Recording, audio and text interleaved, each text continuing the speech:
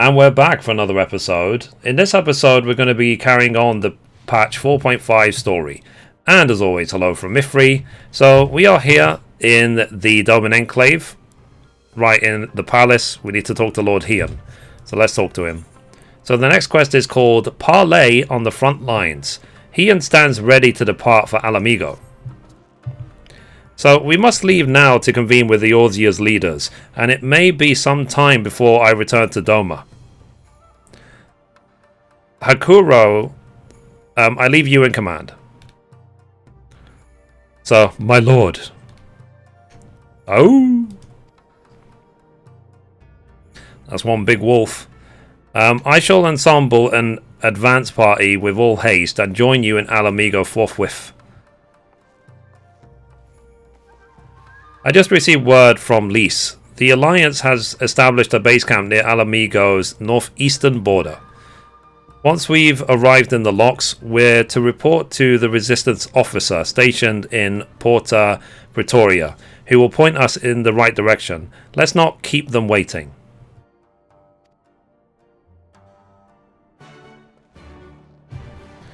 Awesome sauce. Right. So let's go to Porta Pretoria. Thankfully we can teleport straight there.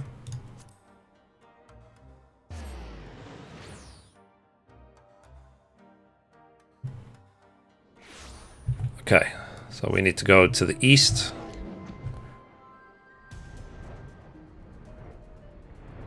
There we are. So, you must be the Scion party I was told to look out for. If you'll follow me, I'll take you directly to the Alliance headquarters. Okay, let's go.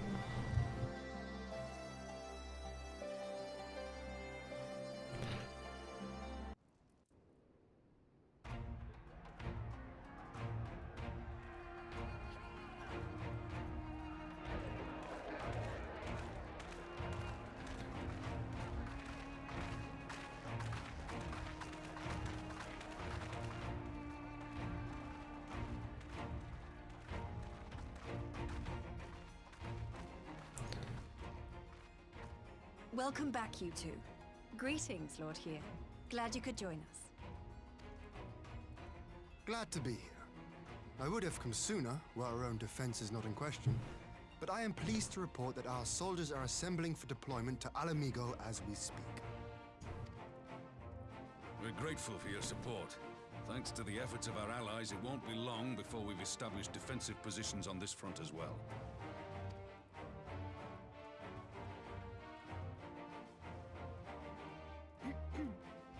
We have some good news too. Alphino has come back to us. As for the bad news...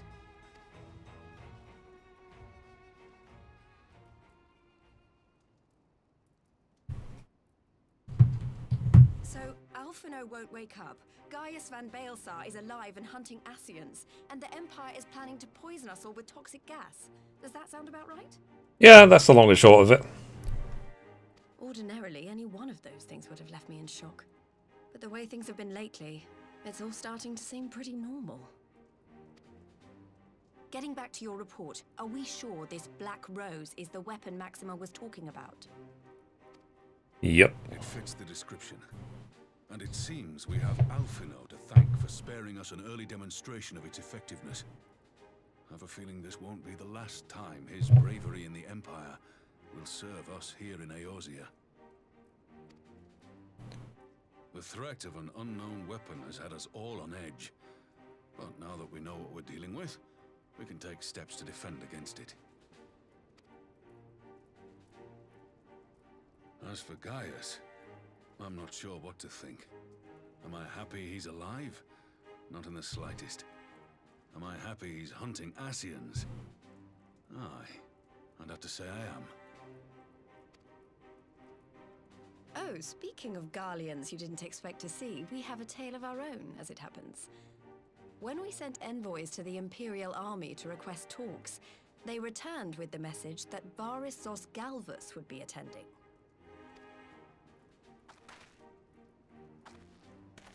The Emperor himself? Well, Varus did sanction the Popularis peace mission.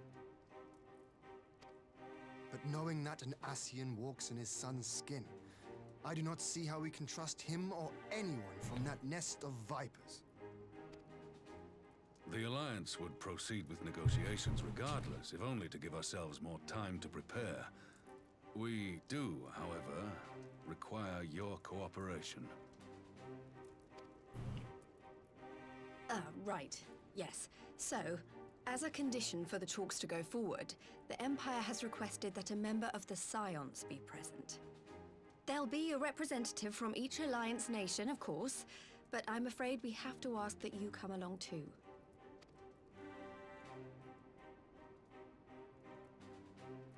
God, Lise, you know how much I hate politics.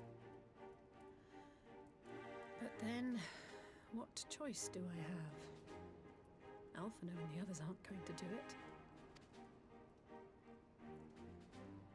Very well. I shall attend as the Scion's representative.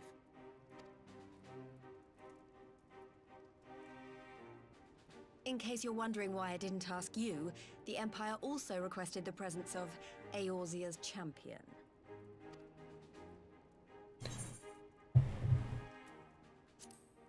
Fine, if you insist. That's settled then.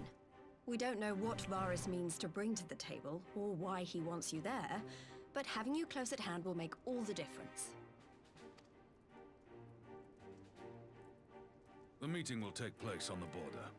Anticipating an early assault, we mean to position the bulk of our forces nearby. The Alliance leaders should already be on their way. Once you're ready, we can head out and join them.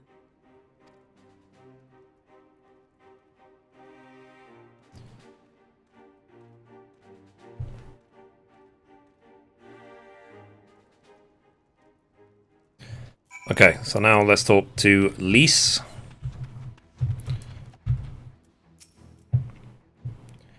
So, well, I don't suppose it's polite to keep an emperor waiting too long, shall we?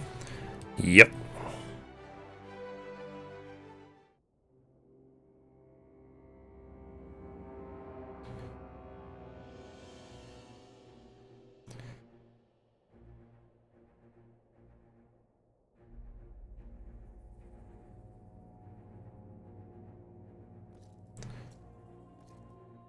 Jeez.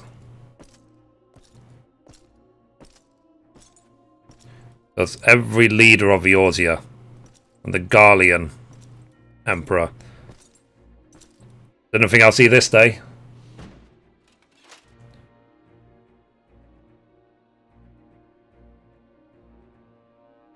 Esteemed representatives of the Eorzean Alliance. On behalf of the Garlean Empire, I thank you for inviting me here today. As this parley was convened at your request, I invite you to speak first. Very well, Your Radiance. I, Nanimo Ulnamo, 17th in the line of Ul, should be pleased to oblige you. As recent events in Alamigo and Domar have made plain, the subjugation and exploitation of neighboring nations is not a sustainable policy. Should this day end in war, you may very well defeat us, but you will never extinguish the people's desire for freedom. Though it may not be in our lifetime, there will be another revolution, another war, and the cycle will continue.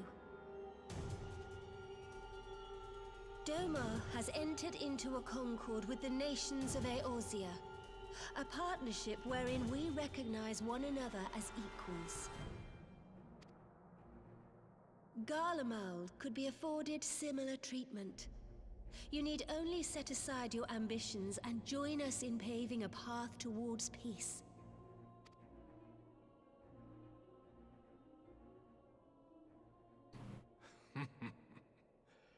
You will not win me over with sophistry, Your Grace.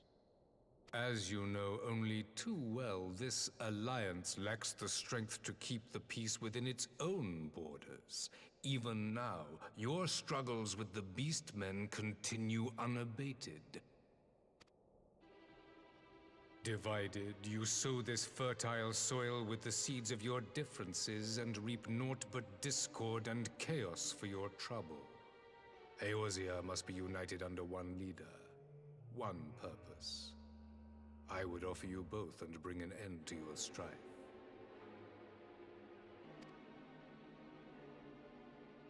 With all due respect, Your Radiance, the only thing that you offered the people of Alamigo was fear and hopelessness.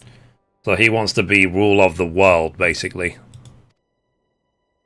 The citizens of Dorma can also attest to the meager arms of Imperial rule. There is no purpose to be found in a life of oppression, each day more uncertain than the last. Our people are willing to die for their freedom. A great many already have, and countless more will, if we don't put an end to this madness here and now.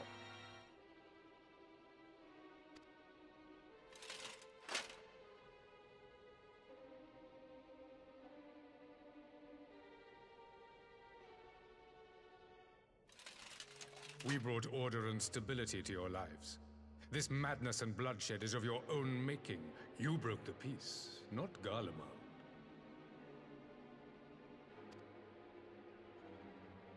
Peace. Order.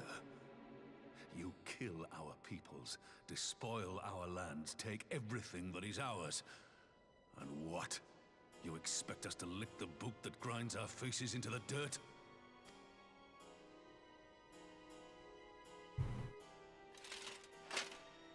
I expect you to weigh the costs.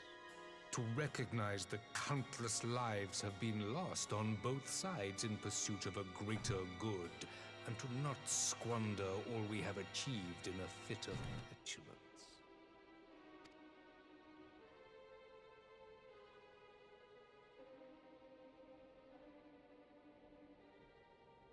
Your Radiance. I fear I can personally attest to the dangers of pursuing one's vision with such righteous fervor. For 1,000 years, the Holy See of Ishgard waged war with dragons.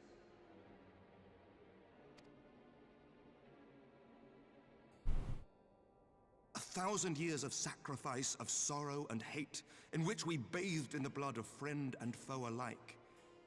Had it gone on any longer, we may well have drowned.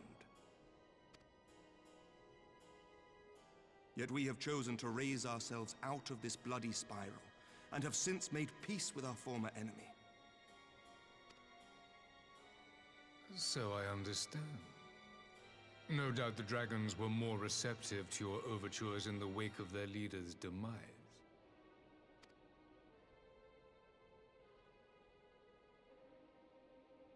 You speak of peace, yet use war to achieve it. Your father would not have bothered to obscure his intent with honeyed words. He understood that strength is all that matters in the end.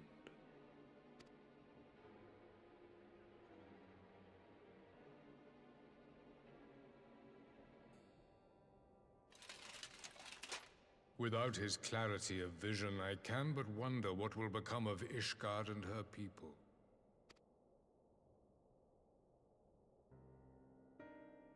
There was a time when Garlemald too lacked a leader of conviction. Weak and unable to wield magic, we were at the mercy of the strong from whom we sought refuge in the bitter cold of the north. Were it not for the discovery of Ceruleum and the subsequent development of Magitech, we might never have gained the power to take back that which was rightfully ours.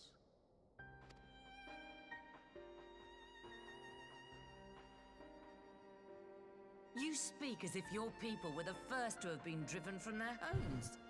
Limsa Lominsa was built by wayward souls in search of a place to call their own. On the shores of Vilbrand we found it, and from those humble beginnings did we grow and flourish. And all without robbing our neighbors of their liberty.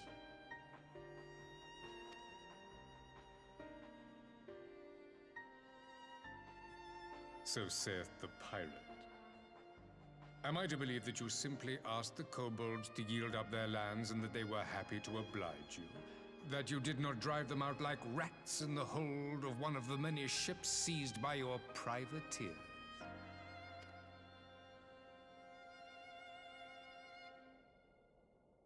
I will concede that after centuries of exile, reclamation may be mistaken for invasion.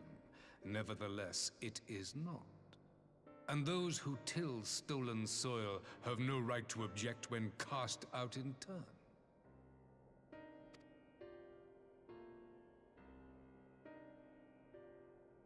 Your uncompromising nature rivals that of the Ixal. They too lament circumstances which they themselves perpetuate. Were they but to embrace peace, we would welcome them with open arms. Indeed, some few have done just that, and now receive of the Twelve's Wood's bounty.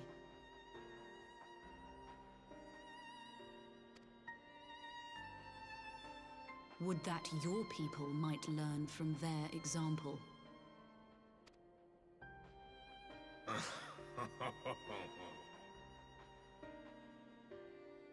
You dare compare us to the Birdmen? You who thought to invoke the 12 and threaten all of creation.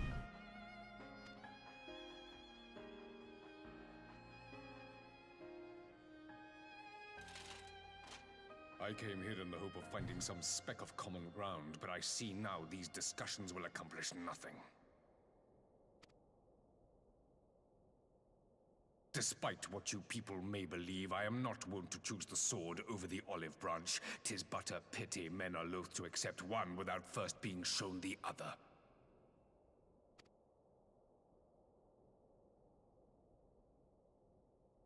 Wait! I beg you. This meeting was supposed to be a chance to find a way forward together, not to bemoan the missteps which brought us here. Please. If you truly consider violence a last resort, there must be a way we can come to an agreement.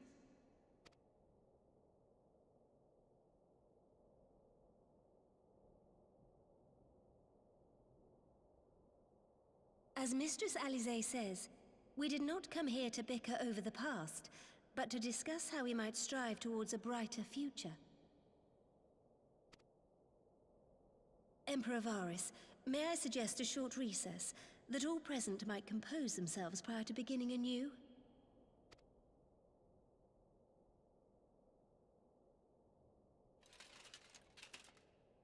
Very well. I pray this intermission will suffice to move these talks in a more constructive direction.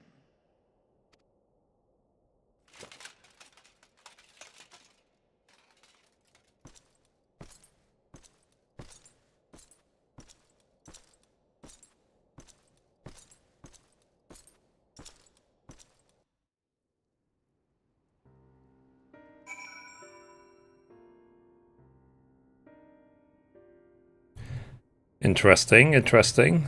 So, it's obvious what the Garlean Empire want, and they are all of the Eorzean Alliance are standing their ground to say that we will not be oppressed.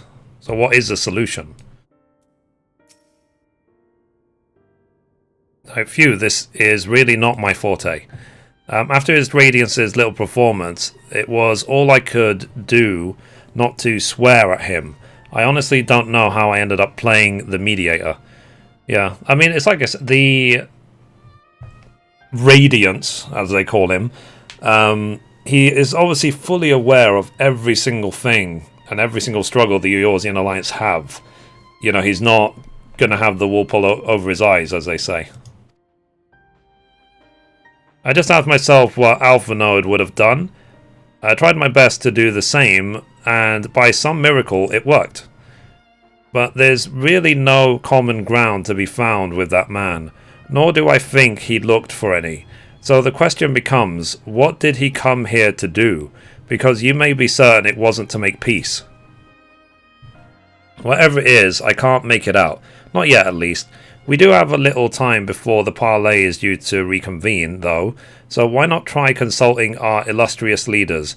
Mayhap they have some insight to share.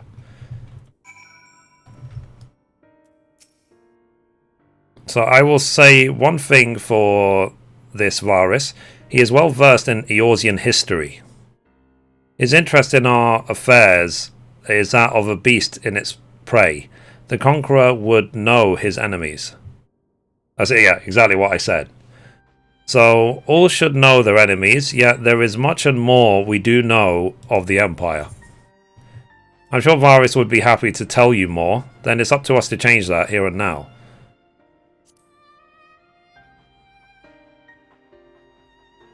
Huh. You would have me ask the Emperor himself? Well, mayhap there is some wisdom in that. If we can skirt the storm of his displeasure, we may yet come to our answers, even if it does mean sailing close to the wind. It's up to Nanamo. So, 12 of mercy, but for Lady Elise's timely interjection, we might well have come to blows at the negotiating table. Not that Emperor Varus left us a great many options. Is unconditional surrender all he will accept, do you think? Ere we arrived, I'd have said yes. Having heard him speak, I cannot help but think he came with some other end in mind. Exactly, he's building up to something, I know it. It's more likely he just wants to annihilate the Eorzean alliance so he doesn't have to negotiate anything. How then should we approach the rest of the parley? Have you anything to say, Warrior of Light? Might Yaris to explain himself, say nothing of Xenos or the Ascians. Invite him to explain himself. You believe he is more apt to reveal the truth if we put him at ease? Mayhap you're right. I think his ego is big enough that he will happily say along the lines of, yes, I'm going to conquer you and kill you all. I am the leader of the Garlean Empire. You know, we have nothing to lose. We will be the world empire. It'll probably be something like that. Thank you, Mithrie. So it's good to have it, you know. So rather than assume, it's good to have it set in stone. So this parley was never like to bring peace, but I had hoped to learn something of Emperor Varus' relationship with the Ascians. As had we all, yet he is in the league with them. He is not like to volunteer the fact. And if he is not, how much weaker would his position seem for their presence? If we are to broach that particular subject, we will need to be subtle. Would that I knew more of the man, if you would indulge me. Lord Hian, you received an imperial education, did you not? Is it true that the Emperor's will is considered absolute? There is no higher authority in all of Garlemald, nor else in the heavens, come to that. Veneration of the gods is forbidden, the only worship permitted being that of his Radiance's own person. This sounds suspiciously like a religion in itself. I won't say anything. I share your disdain for the hypocrisy, even as they degenerate the idea of faith. They reverve their leader with a fervour others reserve for the divine. 'Tis a flaw common to much of the doctrine they fed us. Logical on the surface, perhaps, but contradictory upon closer examination. I wonder if a discussion of the various discrepancies might prompt Varus to reveal something. You can't trick him. Like, his ego is so huge, like, he will see through it straight away. In my opinion. So you've spoken with everyone then? Good. Now all that remains is to await the pleasure of the Emperor, and hope that we fare better at the second attempt.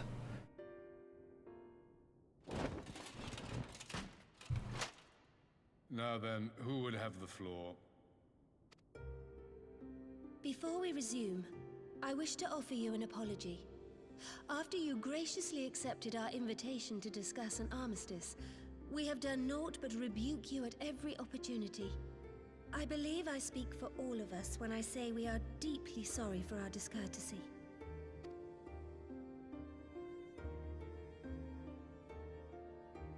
I'll admit your familiarity with our affairs surprised me, and served to remind me how little I know of yours.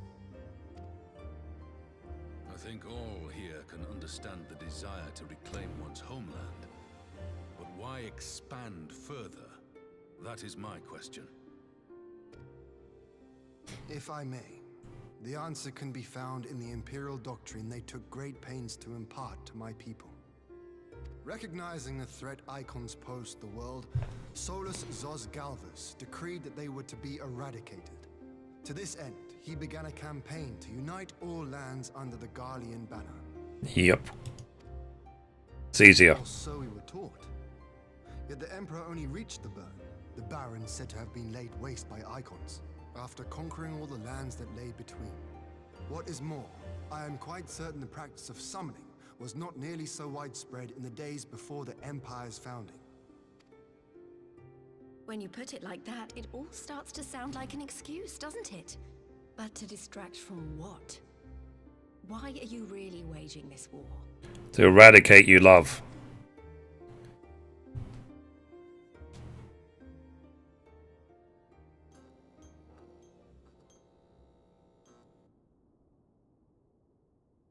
Finally, you ask the right question. I can but hope you heed mine answer and at last accept the righteousness of our cause. My goal is this: to return the world to the way it once was, the way it was always meant to be. In doing so, mankind will be made whole once more.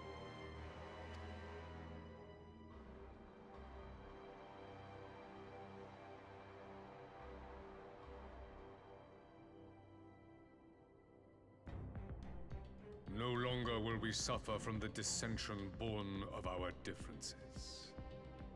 There will be but one race, a perfect race, as we were when time began. What in Rorga's name are you talking about? I am talking about the origins of this star, of the source and its 13 reflections. At the instant of the great sundering, 'twas not only the world that was shattered, but mankind itself. Thus were we divided into myriad races, each with its own unique imperfections. That is why man looks upon his neighbor and feels fear and hatred, why he wages war, why he kills his brother. You all in your own way have proven as much today. The peace you seek is but a fleeting solution to a fundamental problem. One which calls for more drastic measures. To bring about everlasting peace, our worlds must be rejoined. That is the goal the Empire would see realized. The glorious future unto which we shall one day shepherd mankind.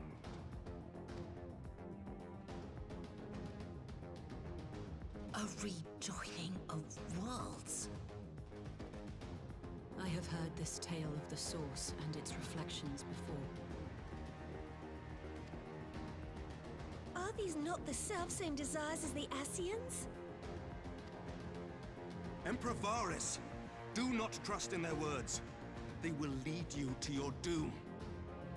My father thought to use them, but in the end he succumbed to their temptations.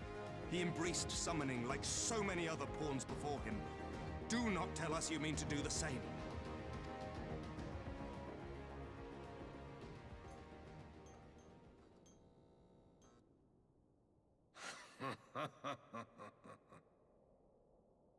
To be a pawn, free from the burden of choice, would be a blessing.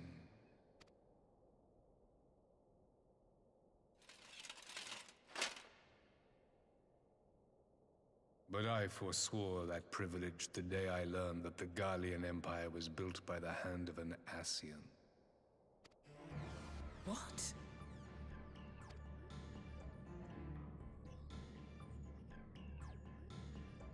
Yes. My grandsire, the former Emperor, is of their number.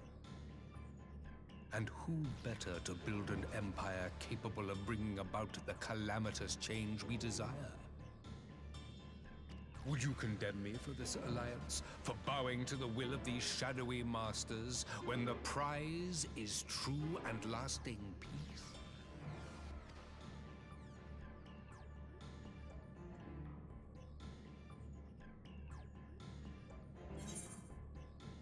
Your prize is a lie, your master's demons.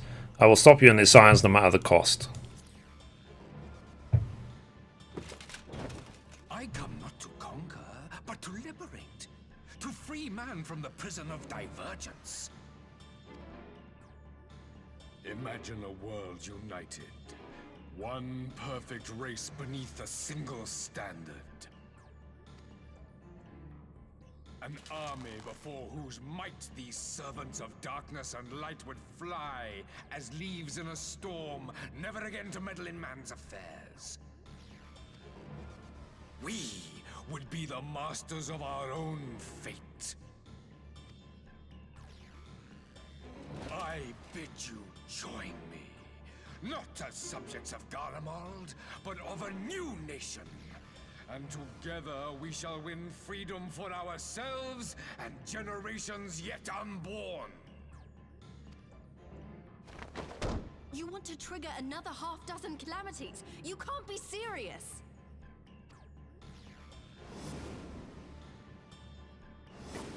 Have you forgotten how many died? There will be no one left. Do you truly imagine we would aid you in your bloodletting? It is unthinkable, unconscionable.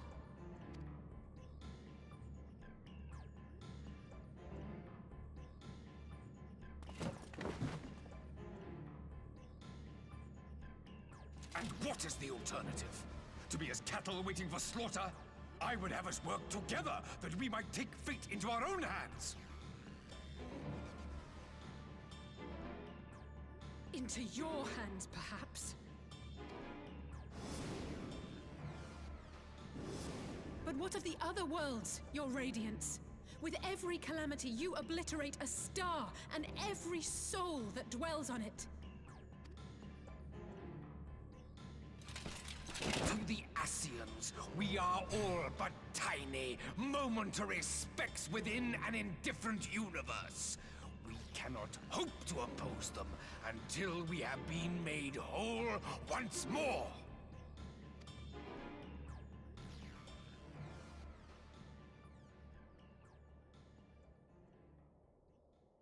Are these truly the words of Garlemald's ruler?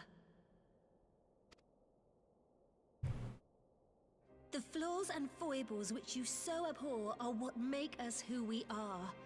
Every nation, even yours, Emperor Varys, is made whole through the combination of these imperfections, the strengths of one compensating for the weaknesses of another.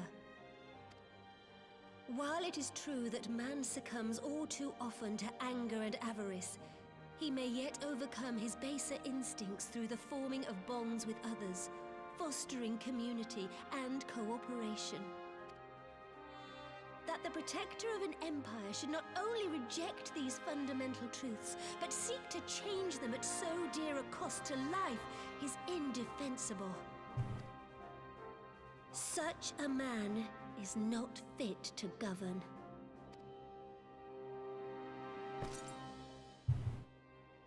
And you, warrior of light, would you refuse me as well?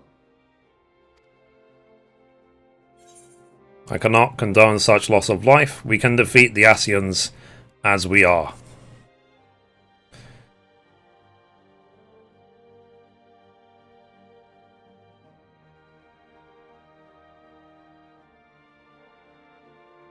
It would seem the Alliance is of one mind on this matter.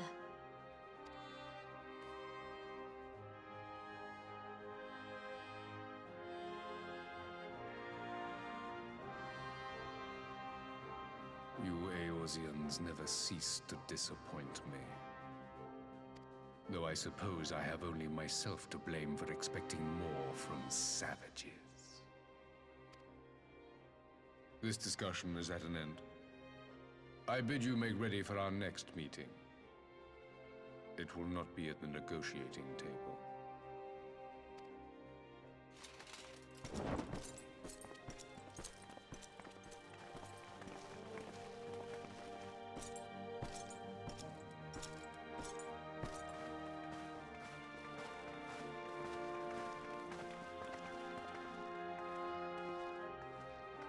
I mean, let's be honest, there wasn't really a negotiation.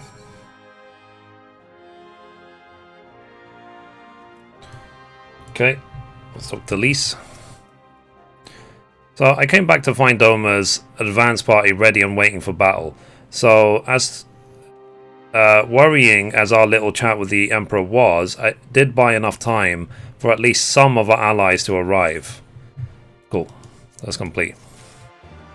So I think that's a good time to stop, guys. So anyway, thank you for watching, and as always, goodbye from me and goodbye from Mithrie. Bye, guys.